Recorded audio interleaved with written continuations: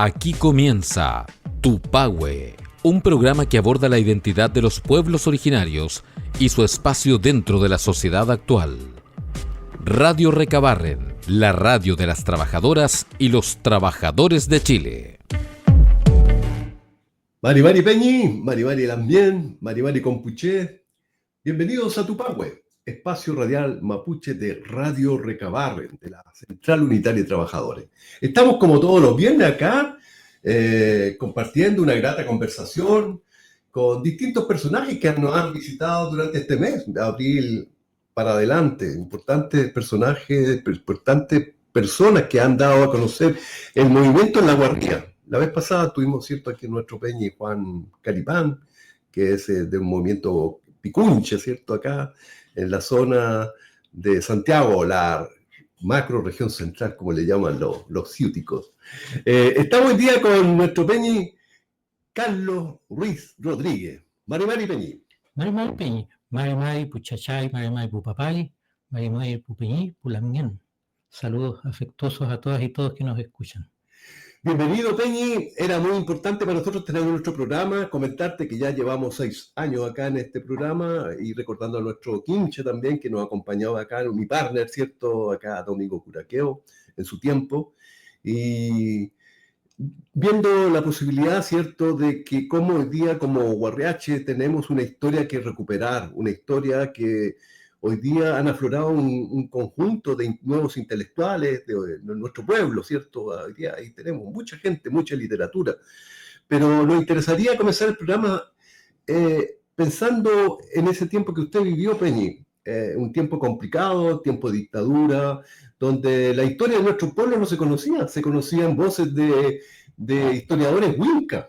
Es posible que nos hicieras como una especie de un resumen, una síntesis de cuál es tu apreciación, siendo tú historiador, además doctor en historia, tu percepción respecto a esa intelectualidad de esa época, respecto a nuestros temas mapuche, como pueblo, la descripción de nuestros pueblos, de nuestra vivencia, de nuestros sentiles, de lo que éramos en ese momento, no el folclore, sino que lo que quedó para las futuras generaciones de libros que hoy día están ahí rezagados, ya no se consulta mucho porque ahora está la verdadera historia de nuestros Peñi. Peñi Carlos. Feliz Peñi. Bueno, no venía preparado para una respuesta que requiere una pregunta que requiere una respuesta casi de 500 años, pero puedo decir un poco, aunque no vengo preparado, Bien, Peñi. Que la historia de los pueblos, siempre decimos, la escriben los vencedores. Entonces, los primeros siglos fue la historia que hicieron los españoles, que no siempre fue una historia, sino otro tipo de documentos. Por ejemplo, Ercilla mete algo de histórico en un poema y lo amolda al poema, haciendo algunos chamullos, como inventando cosas, que de esto me acuerdo lo que decía mi querido Peñi Guillermo Lincolao, que él estudió un poco la Ercilla y la Araucana desde el exilio primero, para también constatar qué es lo que pasaba en el mundo mapuche. Y él cuenta, como estuvo en Europa, de que esto de elegir al toqui con un tronco no tiene una raíz mapuche, porque el lonco y el toqui son personas de sabiduría, son quinches. No es el más maceteado, no es el medalla de oro de la Olimpiada, sino que una persona, claro, que en ese tiempo la resistencia física iba muy unida a una preparación espiritual. Había técnicas que no las cuenta Ercilla, pero esto de echarse un tronco al hombro es parte o es forma de un deporte vasco. Y Ercilla, como era mitad castellano y mitad vasco, metía ese tipo de cosas. Además, los nombres que les da a las heroínas, todos terminan en A, como Fresia, Guacolda, y Janequeo vino mucho después, no le alcanzó a estudiar este señor. Fresia, Guacolda, había otra, todos terminan en A. ¿Por qué? Porque el femenino, en las lenguas castellanas y latinas, termina siempre en A. Pero nuestros nombres femeninos no tienen por qué terminar necesariamente en A, y los masculinos en O. Eso lo hacemos ahora. Ahora decimos, no sé, Felipe, Felipa, Augusto, Augusta. En esa época los nombres mapuche tenían otro nombre. Bueno, así Ercilla hace un poco un cuento, pero es más cercano lo que hicieron los cronistas que buscaban conocer la historia, igual que los antropólogos de ahora, y esto los antropólogos van a mandar cartas, van a mandar quizás qué juicio me van a hacer cuando yo les digo de que es una ciencia imperial. La antropología está preparada para saber cómo piensa el otro y acomodar la dominación al pensamiento del otro. O sea, tienes que conocer a tu enemigo para poder vencerlo.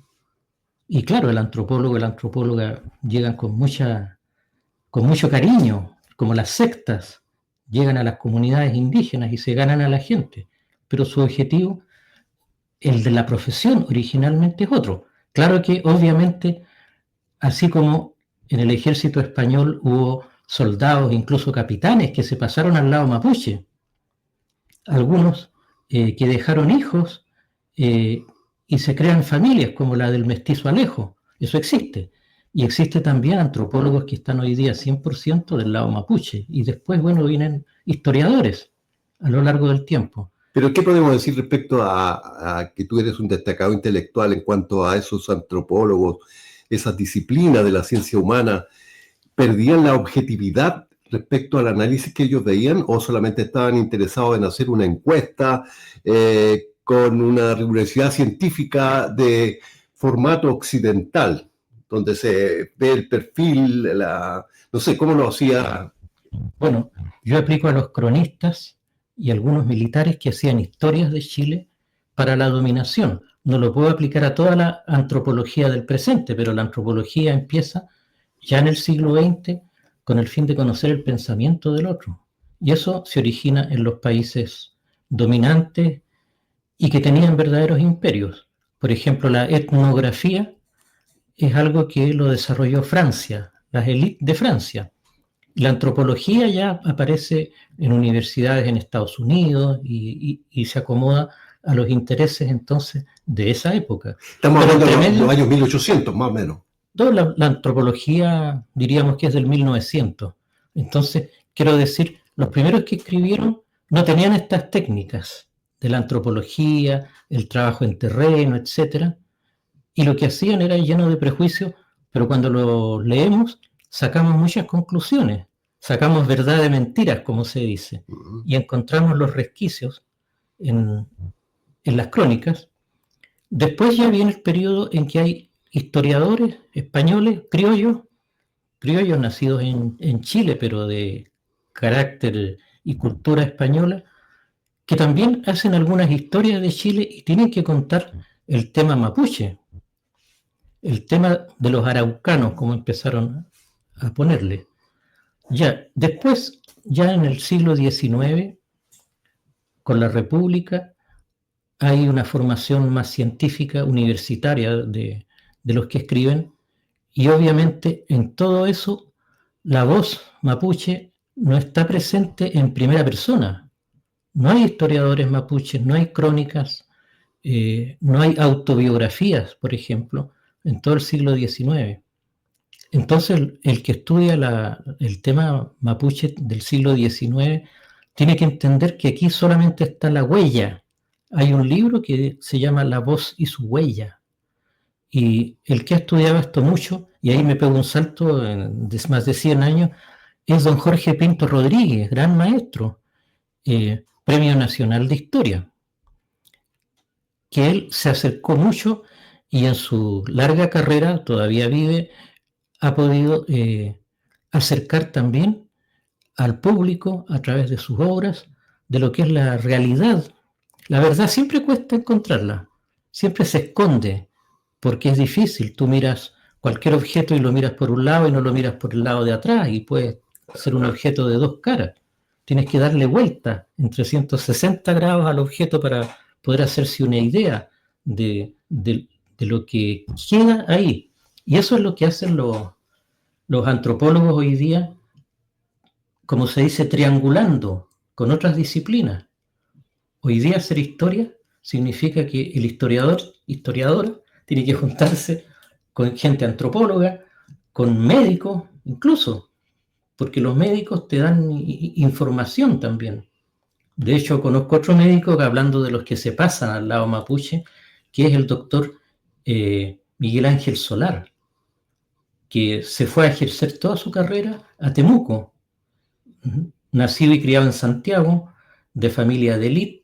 Fue uno de los que se tomaron la Universidad Católica por los años 68, cuando en todo el mundo era el auge de las tomas de las universidades. Y él no se quedó aquí, no tuvo ningún cargo de gobierno, se fue a trabajar a un hospital. Tuvo un cargo público, pero como médico, hay que destacarlo. También yo le hago desde aquí un homenaje en vida. Así que tenemos que trabajar también con sociólogos, con artistas, porque cada uno entrega una parte distinta de la visión y así vamos como triangulando. Para sacar una buena imagen tridimensional hay que hacer varias imágenes y superponerlas y se te crea una imagen tridimensional. Así lo hacían antes, por ejemplo, en la fotografía, y eso significa que la historia mapuche va siendo contada a lo largo de las coyunturas de los tiempos. Los tiempos no son nada, las coyunturas son las que importan. Pueden haber pasado 100 años a veces y llegamos a lo mismo de 100 años atrás, porque además esta historia es cíclica. Carlos, disculpa que te interrumpa. Ese axioma, no sé, axioma, estamos hablando de un tema matemático, que decía nuestro compañero Allende, Salvador Allende, decía, la historia la escriben los pueblos. La hacen los pueblos. Sí. Clásico, sí. Pero también he leído en algunos libros de personas que analizan la resistencia mapuche, que dice que la historia la escribieron los que ganaron la guerra. ¿Cuál es la verdadera connotación de eso que decía el compañero? La historia la escriben los pueblos. Bueno, la frase nuestra, o sea, la frase de Allende, que queremos mucho como frase, conocemos al personaje, dice, la historia es nuestra y la hacen los pueblos. Ah, ya, perdón, ahí me equivoqué, ya. Siempre decimos que la escriben los vencedores, pero obviamente ha habido un momento, en algunas épocas, en que los vencidos también cuentan su historia. Y no todos hoy día los que se dedican a la historia son vencedores. Hay gente que anda al 3 y al 4, como muchos de nosotros, que no estamos del lado de los vencedores. Pero los vencedores le escriben, y hago al tiro, saltándome como 500 años en este relato histórico, ¿qué pasó en los años 20? 2019 empieza una revuelta popular. El 2020 hay un llamado a una convención constituyente. En toda la revuelta, en la Plaza de Dignidad, por una bandera chilena había 10 banderas mapuche. Y empiezan a aparecer también de otros pueblos, especialmente la huipala, porque ha tenido más años, unos 20 y tantos, para instalarse en Chile. La huipala, típica de los pueblos andinos, quechua y aymara, en Perú y en Bolivia tenía más historia, pero acá no estaba instalada y se instala en los 90. Bueno, un gran cariño al mundo mapuche, el año 20. Y recuerdo que cuando eligen presidenta de la convención a Elisa Loncón, había un jolgorio mapuche y femenino, porque por primera vez un evento tan importante como la convención lo iba a dirigir una mujer, después de siglos de patriarcado. Y además, Lamien. Yeah. Les voy a decir en público que para mí Elisa Loncón no es santo de mi devoción.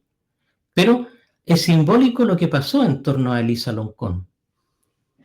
Es como lo que pasó, y después lo cuento con la independencia de Chile, que en la época de Carrera los mapuches eran los héroes, porque habían vencido a los españoles, habían establecido su propio territorio autónomo, y en el escudo de Chile de José Miguel Carrera aparece un peñe y una lamien, sujetando el escudo una columna que está al medio.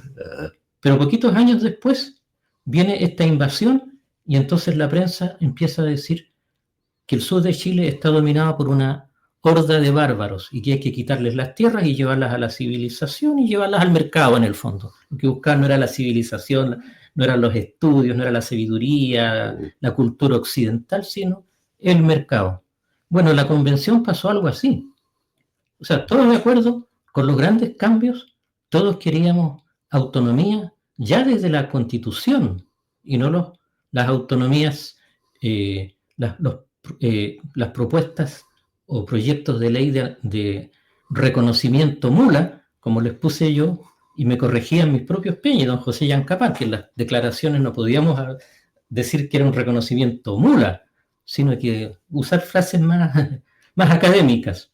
Bueno, pero por eso no hubo reconocimiento. Y cuando viene la convención, todos queríamos un mejor resultado. Pero los vencedores, los que tienen el poder, justamente a través de los medios de comunicación, fueron los que dieron vuelta a la convención y dieron vuelta al público para que rechazara todo lo que venía en esa propuesta. Y estamos hablando entonces de un par de años, no de 500, y se dio vuelta la situación. O sea, en el ciclo volvimos muy atrás.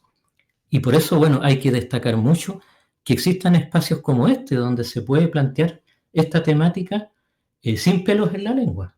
Sí, exacto. Eso es muy positivo, porque la verdad que ojalá que tengamos siempre un gran auditorio, porque si la gente está metida en las mentiras que les ponen a través del TikTok, a través de un montón de cosas, claro, la gente se malforma, ya mal formados estábamos todos y todas 20, 40 años atrás, cuando empiezan a surgir los movimientos urbanos y empezamos a despercudirnos de la visión Winca, y en toda América Latina, toda nuestra América, empieza el proceso de los 500 años, que culmina en 1492, 500 a 1992, donde todos los pueblos empezaron a reconocer sus raíces y a hacerse visibles.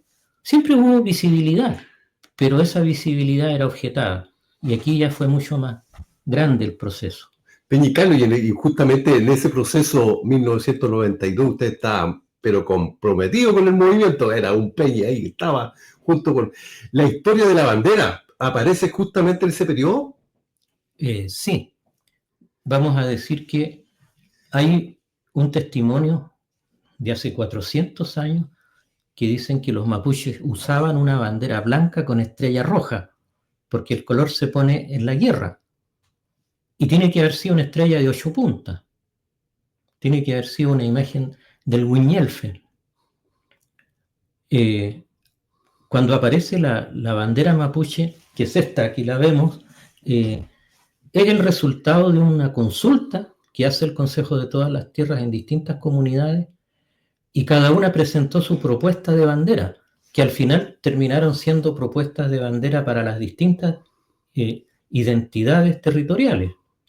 Una bandera, por ejemplo, Naxche, una Huenteche, una Puelche, una bandera Huilliche, de acuerdo a todos los pueblos. La que no hubo fue una bandera Picunche, porque entre comillas estábamos extinguidos, entonces costaba instalar el tema. Una vez fuimos a un evento en Temuco del Consejo de todas las Tierras y habla uno de nuestros hermanos que iba en representación del grupo, toma la palabra en representación y dice: nosotros somos los extinguidos. Yeah. Mira qué paradojas, extinguidos que estamos hablando, parados en 2 pies y unidos al tronco de la nación mapuche. Ese es otro temazo, el hablar de nación. El término antes era muy inocente, todos teníamos la nación, que era el lugar donde naciste. Claro. La nación. Y ahora el Estado chileno y la sociedad dominante dice: nosotros somos la nación y tenemos que tener una sola nación.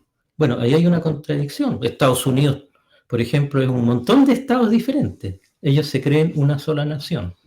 Y nosotros al revés somos varias naciones en un territorio. Pero ahí tengo una diferencia con usted, Peñi, que no sé si quisiera aclararlo. Creo que nación es un concepto de hegemonía del poder con una estructura de organización política que no está de acuerdo con el pueblo mapuche. O sea, yo creo que es superior el concepto pueblo por sobre nación, porque todavía estamos en una etapa para efectos de la estructura de las organizaciones en el mundo, países, Naciones Unidas, que dice que ya Naciones Unidas ya está como caduca en el concepto de nación, porque nación significa, ¿cierto?, un poder absoluto donde en la estructura piramidal maneja todo lo que es el devenir de la ciudadanía. En cambio, pueblo, que el concepto que yo abrazo más que, o pueblo-nación mapuche, que es el más cercano cuando tenemos reivindicaciones políticas que están pendientes aún, creo que el llevar, y justamente por el caso que tú tocaste, el tema de la Convención Constitucional, algo que nos perdió a nosotros como mapuche, y una pregunta directa a tu persona como experto en el tema, y como dices tú, el tema nación muy importante, hablamos de la plurinacionalidad. Yo me eché mucha gente encima porque yo no creía, y creo que la gente que votó en contra de esa propuesta de convención constitucional, justamente el elemento de la plurinacionalidad fue un elemento muy negativo para efecto de la percepción del ciudadano común. Primero porque no lo entendía, segundo porque se suponía que era la aspiración de los pueblos indígenas ser autónomos dentro de un Estado, el Estado de Chile. Sin embargo, para el propósito del pueblo mapuche, por la historia, donde tenemos una gran cantidad de extensión territorial histórica y ancestral, con un porcentaje mayor en cuanto a mapuches, tanto en Gulumapo como en Puel Mapu, en relación a los otros pueblos originarios. Y hablamos de Bolivia, ¿cierto?, que se conformó en su constitución la plurinacionalidad y la paradoja y la contradicción, siendo que ellos son un pueblo 90% indígena, con identidades indígenas, identidades lingüísticas, más de 72 entidades lingüísticas, con distintos formatos, aymara, quechua, etcétera, que es el pueblo andino. Quizás ellos también cometieron el error de decir la plurinacionalidad, o sea, esos pequeños identidades culturales se conformaban en nación. Pero el pueblo mapuche ya es un pueblo-nación, o sea, no es necesario la plurinacionalidad. ¿Cómo podemos, no sé si me doy a entender para que tú me des una explicación respecto a la contradicción de la plurinacionalidad y la aspiración de autonomía del pueblo mapuche, que está contrario a ese concepto de la plurinacionalidad? Bueno, lo primero es explicar que las palabras van cargándose y descargándose a lo largo del tiempo. Entonces, nación en un origen era el lugar donde tú nacías, pero después se va estableciendo un concepto que es hegemonizante, que es, como tú dices, de la sociedad dominante, de la racionalidad, entre comillas, que se crea a partir de la Ilustración y el imperio de la razón, que no es razón, pues al final nos impera la fuerza. Al final las constituciones del siglo XIX se lograron instalar una en 1832, porque los conservadores tenían mejor puntería para matar gente que los liberales. Ganó el que mató más. Si no hubiéramos tenido una constitución liberal por 90 años, como fue la de 1833, la constitución portaliana. Bueno, la palabra nación queda secuestrada, igual que nuestros pueblos. La palabra incluso queda secuestrada en el Estado-nación y se nos impone la mentalidad de que somos una sola nación, una, indivisible.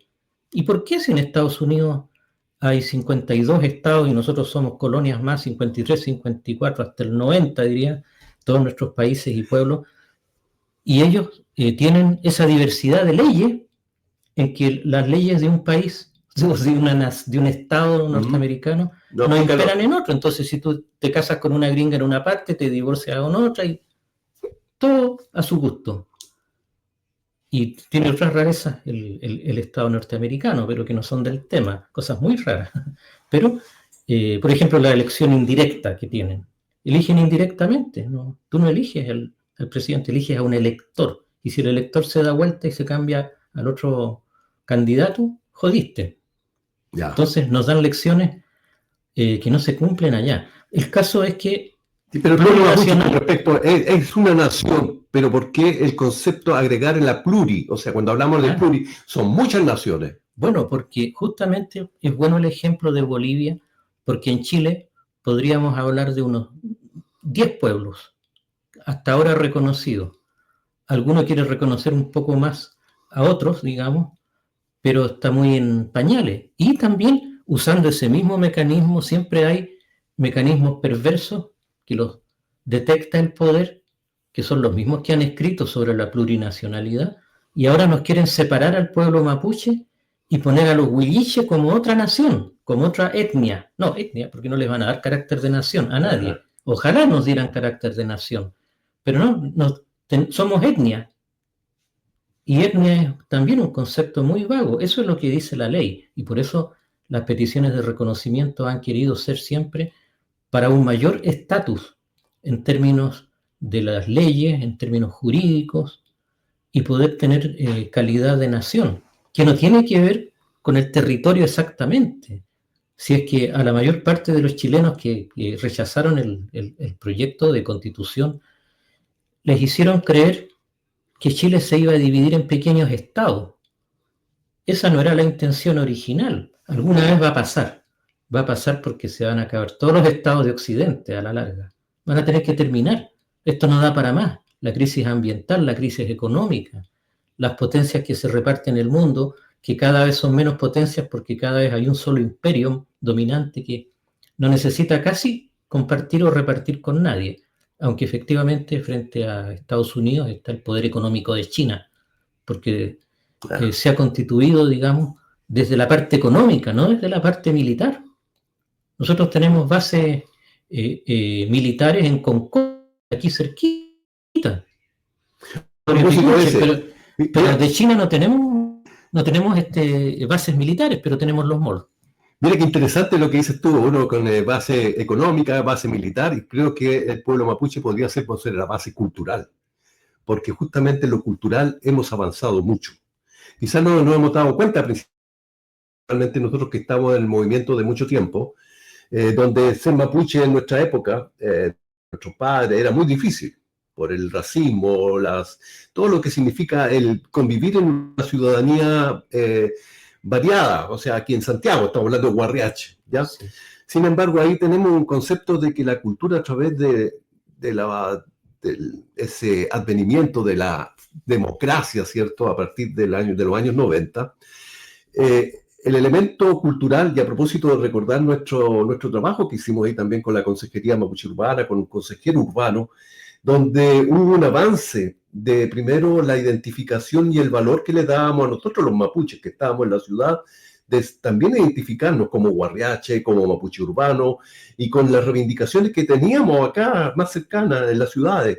Hoy día tenemos centros ceremoniales en comunas populosas, cosa que antes no se estilaba. Realizamos nuestros ritos y ceremonias tradicionales, huetripanto y yatune, que yo creo que en el tema cultural hay un reconocimiento y una validación de nuestra identidad como mapuche hoy día, contemporáneo, aquella gente que viene de generaciones futuras, el hecho de ser mapuche, el hecho de identificarse como un pueblo originario hoy día en el censo. Estamos esperando el resultado del censo, y va aumentando el porcentaje. Hoy día somos más del 10% de población originaria a lo largo de todo Chile. ¿Qué podemos decir a eso, Carlos? Bueno, que hay una mayor conciencia del mundo mapuche por este movimiento que se ha ido generando en los últimos, digamos, 50 años, a nivel de Chile, a nivel de nuestra América, especialmente los pueblos andinos, en vistas a 1992 y todo. Hay una tremenda conciencia, por eso es que había 10 banderas mapuche por una chilena en 2019, comienzos del 2020. Por eso hay un mestizaje cultural donde familias no mapuche les ponen a los hijos y a las hijas nombre mapuche. Eso. Ahora yo hasta mi ñaiki le pongo nombre mapuche porque ya no alcanzo a tener más hijos y todo. Entonces, efectivamente hay una victoria en ese sentido, pero parcial, porque no está el reconocimiento constitucional y puede darse lo que en la consejería siempre criticamos, y algunos otros líderes también, como Guillermo Lincolao era duro cuando hablaba de la folclorización, que había mucha gente que estaba folclorizada. Entonces terminábamos siendo una pieza folclórica. Era como la exhibición de nuestros hermanos del sur en los zoológicos o en los museos de Francia. Estamos folclorizándonos, estamos convirtiéndonos en figuras de postal. Claro que antiguamente las postales obviaban el tema mapuche y de repente empieza a aparecer una postal de la vestimenta, pero efectivamente no hay, bueno, los nombres, el idioma se está recuperando mucho a través de champurrearlo un poco, de hablarlo sí, de a poco, pero instalando términos. instalando política pública relacionada a la interculturalidad, salud intercultural, educación intercultural y así sucesivamente, claro, aunque sean mínimos los recursos, que también es una autocrítica a los dirigentes, porque hoy día no están presentes en las discusiones presupuestarias del Estado de Chile, donde justamente a la falta de un reconocimiento constitucional sí nos asiste derechos colectivos a tener justamente recursos para potenciar lo cultural, lo de la participación ciudadana. Hoy día no tenemos un órgano de representación único. Hoy día quizás estamos más divididos que nunca. Tenemos gente que está en el gobierno, gente que son parlamentarios, identificando como pueblo. Tenemos dirigentes que están en contra del sistema, gente que son autónomos, presos políticos que hoy día reivindican por la vía, ¿cierto? Que el Estado hoy día los tiene encarcelados injustamente, con juicios truchos, ¿cierto? Que le cargan ciertos delitos, que sin embargo ellos son hoy día prisioneros políticos, no son delincuentes.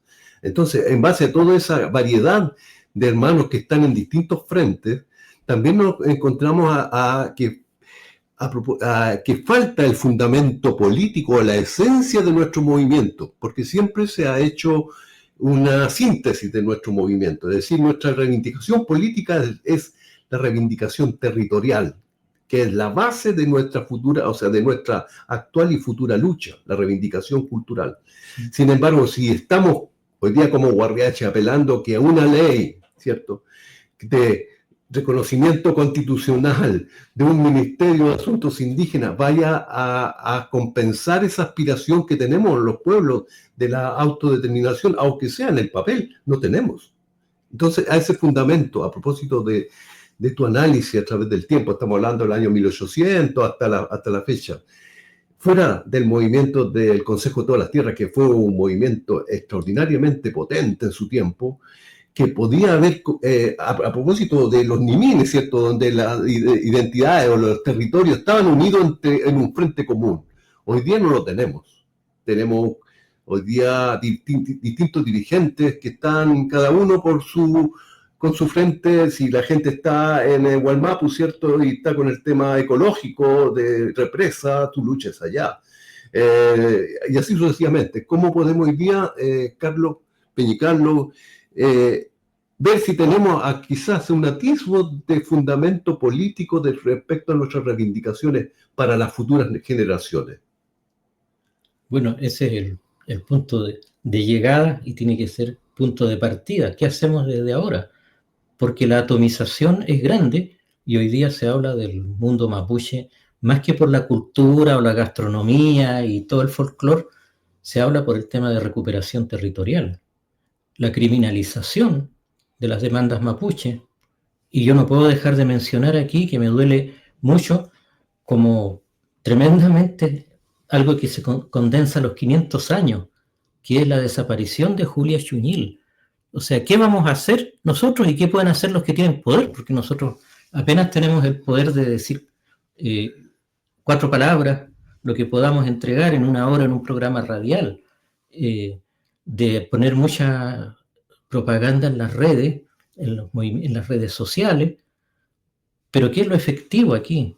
O sea, también es efectivo que lo hagamos este trabajo de hormiga en las redes, pero los que tienen más poder son los que tienen que ponerse las pilas para darnos una respuesta, porque no es solamente la Julia Chuñil, que por lo menos su cuerpo no está, entonces nadie va a decir que se suicidó, porque no está el cuerpo. Claro. Pero el caso de Macarena Valdés, oye, yo fui amigo, Peñi, de Rubén Collío cuando ya había muerto la Macarena. Estuvimos con él en Panguipulli en cierta ocasión y iba a ir a visitarlo el año de vacaciones cuando él muere en un accidente muy trágico y extraño al mismo tiempo. Y quizás algunos de ustedes conocieron a la familia de Collío también, con el papá, ¿cómo se llama? Marcelo, ¿no? Marcelino Collío. También lo conocí en un evento por ahí. Entonces, son cosas que nos duelen mucho. También lo hacen con activistas ambientales chilenos, con Alejandro Castro, activista de la zona más que de sacrificio, de exterminio, que es la zona de Quintero, Puchuncaví, y aparece como que se suicida. Entonces, esos son los temas graves para los cuales no hay respuesta. Si para la interculturalidad se tiene que entender que es una demanda nuestra, pero que ahí revuelvo a la plurinacionalidad. En este territorio no somos solo mapuche. Los otros 9 pueblos se quejan muchas veces de que el movimiento indígena en Chile se mapuchiza, como que somos la primera figura y no damos espacio a los otros pueblos, salvo espacios que son multiculturales. La consejería era multicultural. La Asociación Indígena Urbana de Coquimbo, la Maputanuyún, también era una organización intercultural. Y después la CONADI nos dijo, no, ustedes se constituyeron como mapuche, entonces no pueden haber no mapuche. Y entonces tuvieron que salir de la lista todos los fundadores no mapuche. Bueno, tiempo atrás ya habían formado una asociación aymara en Coquimbo. Mira, a propósito de Coquimbo, aprovechar de saludar a nuestro lonco ahí. Maymar y Lonco Filu, don Eduardo Vilo, y la Somo Lonco también, la Mien Kenny. Jenny, eso. Claro. Y toda la gente que ha estado ahí, que han sido duros para mantenerse presentes en un territorio donde se suponía que hasta el pueblo de Aguita había sido extinguido, y todavía no creen de que existió siempre la plurinacionalidad, porque los mapuches siguieron existiendo a la llegada de los conquistadores. Lo que pasa es que no era visible. Claro, pero están en la toponimia. Ese es otro de los temazos de los que me gustaría hablar. Eso, muy interesante. Segundo bloque vamos a ver la toponimia. Mira, hay un reconocimiento y un saludo a nuestro pequeño Eduardo Vilo, que gracias a su trabajo, estamos hablando de muchos años, logró, ¿cierto?, sensibilizar a nuestros pueblos y constituirse legalmente, ¿cierto?, con papel. Hoy día está Apachita, hay un montón de organizaciones aymara, Atacamé, no sé cuál, hay como 6 pueblos que están ahí en esa zona. Es muy rico. Claro. Bueno, por eso es que si somos diversas naciones no podemos acapararlas como una sola. Y en Bolivia es mucho más, porque los quechua y los aymara son los 2 pueblos principales en términos demográficos. Aunque también hay una mezcla y se habla de los quechua aymara, porque son familias que se van mezclando por las generaciones de urbe, de lo cual también hay, si hay indígenas urbanos. Entonces, las parejas en que él o ella es quechua y la otra persona es aymara, van creando una mezcla y no se puede hablar de los términos tal como si fueran pueblos así separados, como si tú los hubieras encontrado hace 1000 años en la época de las glaciaciones, así no, ellos ya están muy revueltos.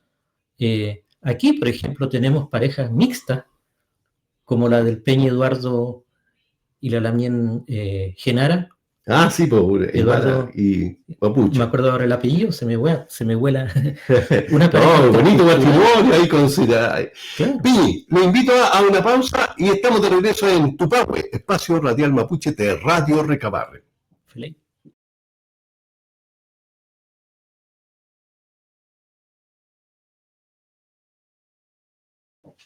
Estamos de regreso acá en Tupahue, espacio radial mapuche de Radio Recabarren, junto con nuestro Peñi, Carlos Ruiz. Peñi, redondeando lo que comentamos en el primer bloque. Sí, se me saltaron varias ideas. Una era la secuencia de los historiadores, sociólogos, antropólogos que han escrito sobre el mundo mapuche. Yo decía de que la forma de escribir va variando en la historia a lo largo de las coyunturas, a lo largo de que cambia la situación a nivel cultural, a nivel del conocimiento y los intereses que hay. Cada vez hubo más interés de los pueblos originarios de escribir su propia historia. Eso es de siempre, pero la forma de escribir la historia o la posibilidad de publicarla es una cosa que ha estado secuestrada o colapsado dentro del poder, igual que muchos elementos. Quizás hable de la toponimia, donde el poder también colapsa los nombres de los lugares, los nombres de las personas, y a veces los deforma y les da otros significados.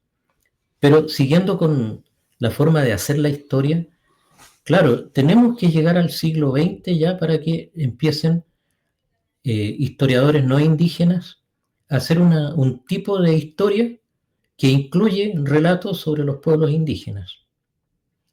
Y es obvio que hay historiadores muy winca que lo hacen desde la dominación y otros que reconocen en algún grado el mestizaje y otros que hacen un acercamiento, pero dentro de su propia cosmovisión occidental, no la cosmovisión del pueblo originario.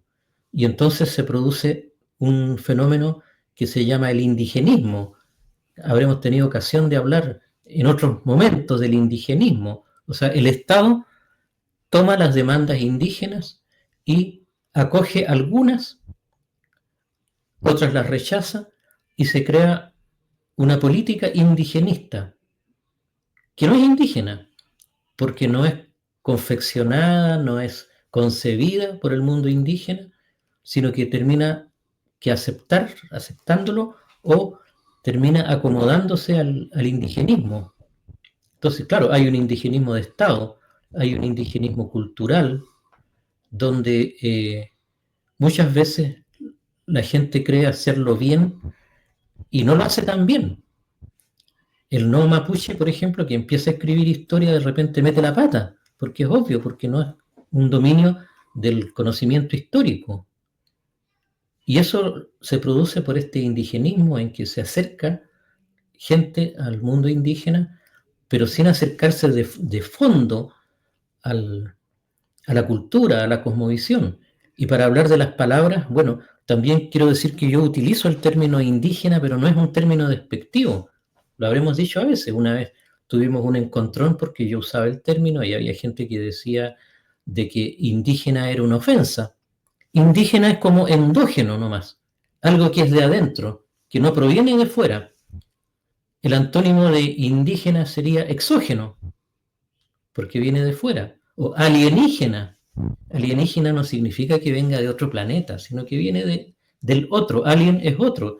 Entonces, también el predicador que llega a una comunidad, el médico que llega sin interculturalidad, a diferencia de nuestros médicos interculturales, llega también como un alienígena, porque viene de la cultura del otro y no comprende la cultura donde está instalado.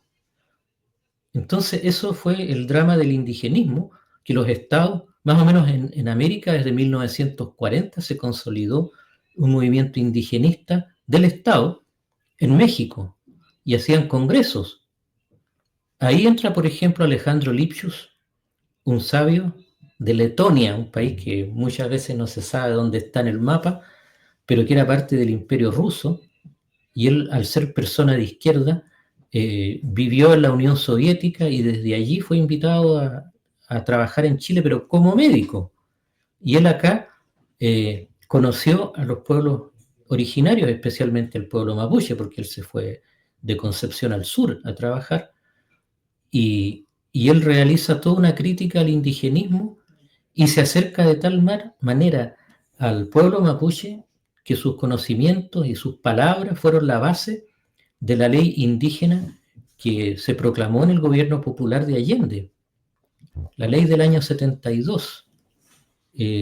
¿Cuánto es el número? No venía preparado. 19.272. No, esa es la ley Elwin, digamos, la ley. Esta era con 17 millones. 17.229 parece que era.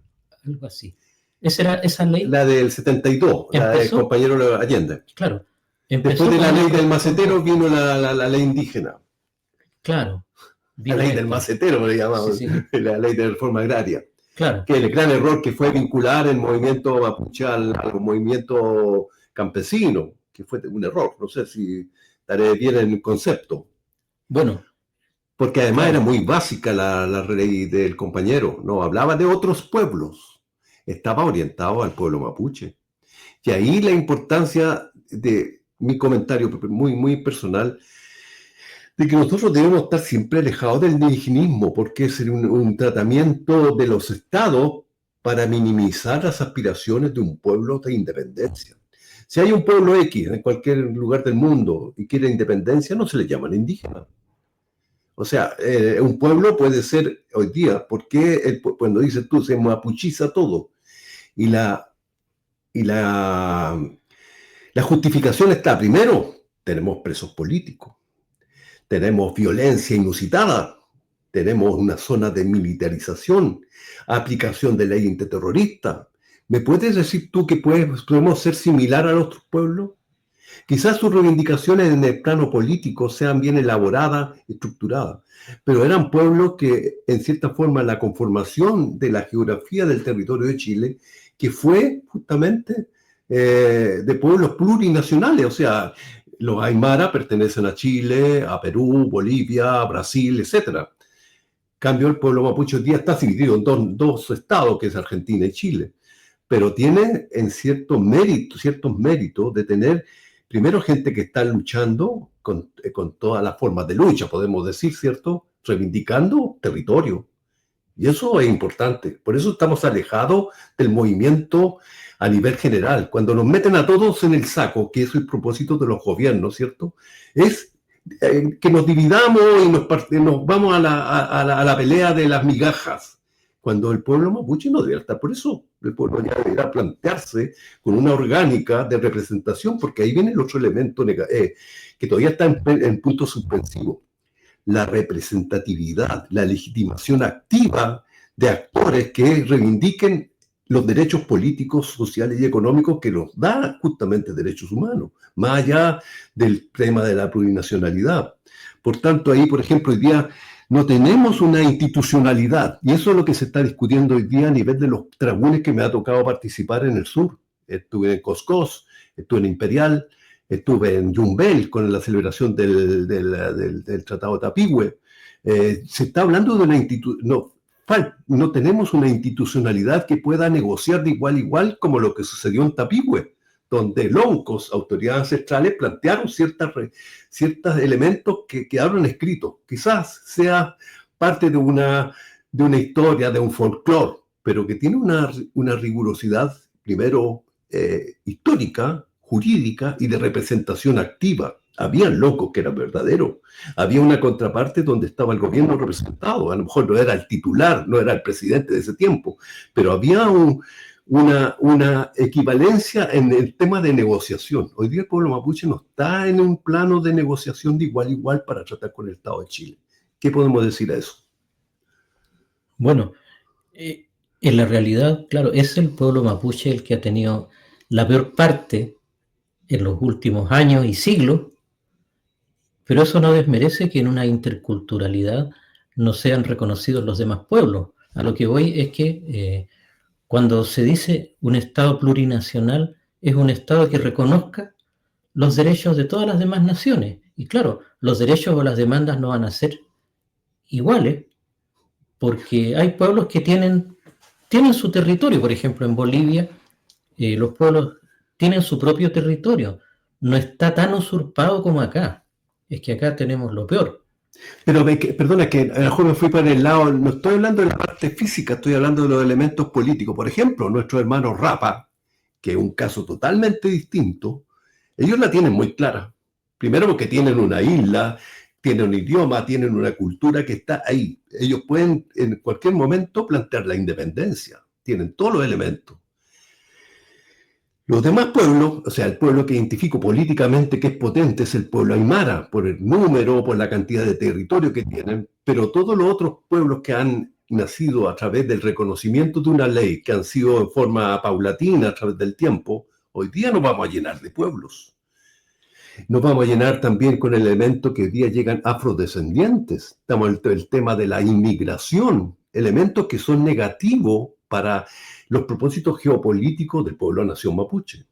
Porque obviamente hoy día, si vemos en esta variedad de naciones o de descendientes de distintos pueblos, todos van a reclamar algo, que son políticas públicas, mejoras de calidad de vida, vivienda, eso. Pero algunos de ellos no podrían reivindicar situaciones de tipo de autonomía política, de ser un Estado dentro de un Estado. No podrían. En cambio, nosotros tenemos aún una línea divisora al sur del Biobío que está todavía pendiente. No hay una claridad respecto. Ya, claro, la República de Chile es soberana territorialmente, pero esa parte de la historia, y eso tenemos poco tiempo como para haberlo explicado, pero ¿cómo ves tú hoy día esa diferencia? Tú dices que todos los pueblos son iguales, yo digo que no somos todos iguales.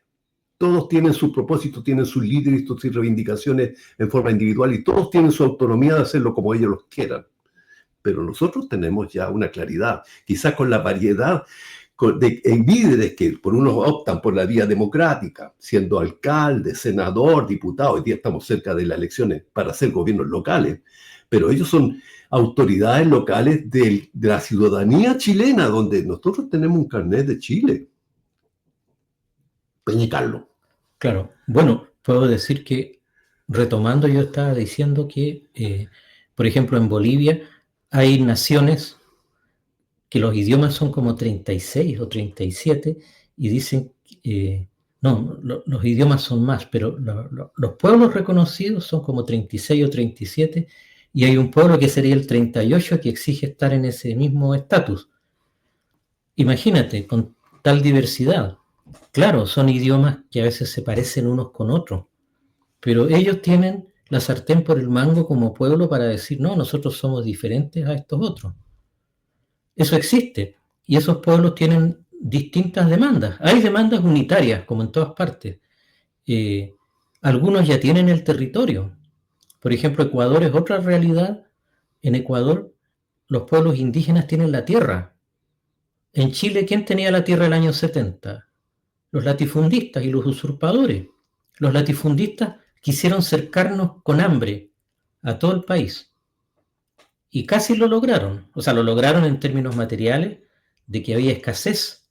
Porque los latifundistas tenían los alimentos acaparados. Si no hay que mentir, no hay que hacerse el leso. Sí. No era que la gente se comiera las cosas o se las robara o no quisieran trabajar en el campo. Venía el acaparamiento. Porque después, ya, 12, 13, 14 de septiembre del 73 apareció todo y no hubo más escasez. Muy extraño.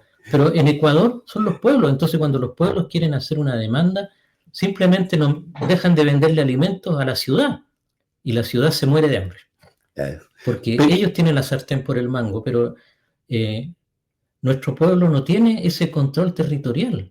Tenemos muy pocas cosas, como decía una vez. Pero tenemos el espíritu, Peña. Claro, el espíritu, sí. Yo creo que si éramos una cantidad enorme, o sea, pequeña de líderes. Hoy día todos son líderes que están en el afán de poder reposicionar, ya sea en cualquier ámbito de la vida, profesional, como estudiante, como revolucionario, como tenemos esa variedad. Hoy día estamos en una otra etapa, viene la inteligencia artificial, quizás viene un montón de fenómenos que son globales, y que justamente la esperanza de que aquellos dirigentes empiecen a buscar el rumbo y encontrarlo. Estamos llegando al final, Peñi, de nuestro programa. Agradecido de su participación, puertas abiertas acá en la radio para poder seguir conversando temas tan importantes como el que estamos viendo. Y quizás no le di la libertad de expresar su interés de comentar algo que quería, pero lo derivamos a una conversación que creo que pudo haber sido interesante para nuestros Pupeñi y Pulamien que hoy día nos sintonizan en Radio Recabarren. Espero conversar en otro momento, porque además en su origen íbamos a hacer un reconocimiento al Peñi Camilo Quilamán. Me acuerdo que partió desde su partida, digamos, la idea de que habláramos un poco de él. No sé si en los programas anteriores. Un programa especial de personajes de la historia. Claro, ¿ya? Muy bien. Sí, sería bueno. Bienvenido, Peñi. Gracias. Nos vemos en el próximo viernes. Peucayal. Peucayal May.